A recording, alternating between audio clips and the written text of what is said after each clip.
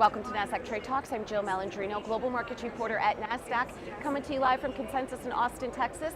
Joining us for this segment, we have Liao. She is the co-founder and CEO of Saga. We're here to discuss bringing traditional tech scalability to blockchain. It's great to have you with us, Rebecca. Welcome to TradeTalks. Thanks so much for having me, Jill. You got it. Let's talk about, this is an interesting point that you make here, why DeFi isn't the answer to taking blockchain mainstream. Explain to us what you mean by that.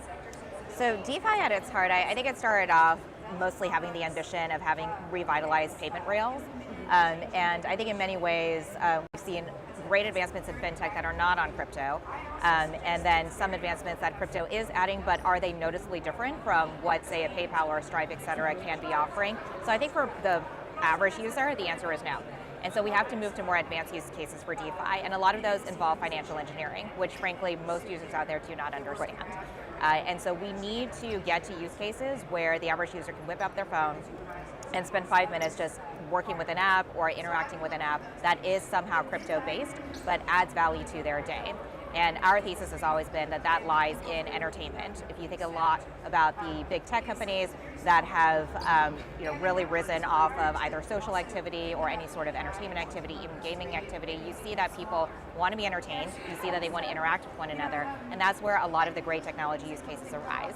So that is the whole thesis for the go-to-market of Saga. Yes, it is scalability technology in the back end, but in terms of the use case that we're pursuing, it is all about gaming and entertainment. And it's so interesting, that's been a key theme for us here at Consensus, where we want to move away from like the core, the architecture, the technology behind it, and make it, I just want it to work, right? As an end user. Exactly, When you think about scalability, the forgotten child of layer ones, right? Sure. So tell me what you mean by that. So scalability is, that word is thrown around a lot, and I think oftentimes that it's important to remember why it is that we need scalability. So first and foremost, scalability is making sure that at any given time, when a user is using the network, no matter how many other users there are, no matter how many other apps are live, there is no congestion. And therefore your transactions can settle, they can settle quickly, and more importantly, that there is stability in this environment. So things can go very quickly, but they're not necessarily stable. In order for scalability to be true, then you need both that speed and that stability. And so Web 2, or traditional internet technology, they have figured this problem out. This is what cloud does. And this is what we take for granted now with most of our internet applications, because they are all based on some form of cloud. And so we wanted to bring that to Web 3. There is no analog prior to Saga to cloud. So what I mean by that is Saga is a layer 1, but we are a layer 1 to launch layer 1s. And so by definition, every project that is launching on us is on its own chain or set of chains.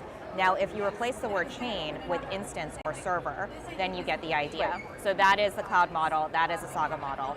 So our goal is to once again provide that scalable, secure, stable environment for our developers to easily deploy on, so that their users never notice any sort of downtime in performance, and the user experience as well should be frictionless. And that's what we mean by bringing traditional tech scalability to blockchain. That's right. It's refreshing to hear in a way, because I feel like sometimes in this space things are taken for granted, where it's this mantra, it's Web 2 versus Web 3. Right.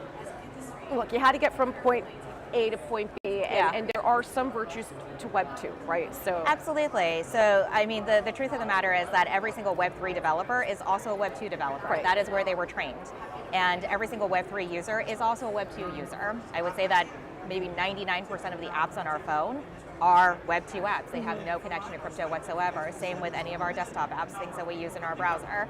And so I don't think it's the case that, well, there are some people who are like purely Web 3 and they are hardcore believers, and their life on the internet is really just through crypto. But for the vast majority of users, even in this industry, that is not true. I mean, think about it. We're talking about decentralized social here, right? You would not even know what social media was until you experienced it from an intermediary on Web 2. Look, for better or for worse, but to your point, it should not be taken for granted completely. Right, exactly. No, there are so many things that we can take from other industries and really bring them into the crypto space. And I think it's one of those things where it's important to remember that even though there is a great deal of money in crypto, in terms of expansion, in terms of impact on greater cultural relevance and the zeitgeist, and really the social impact that I think many of us aspire to have, you really do need to reach a broader user base. You cannot be content with the people who are currently in crypto. I think it's refreshing to hear, Rebecca. Appreciate the insight. Thanks for joining us on Trade Talks, and thanks for joining me from Consensus. I'm Jill Malandrino, Global Markets Reporter at Nasdaq.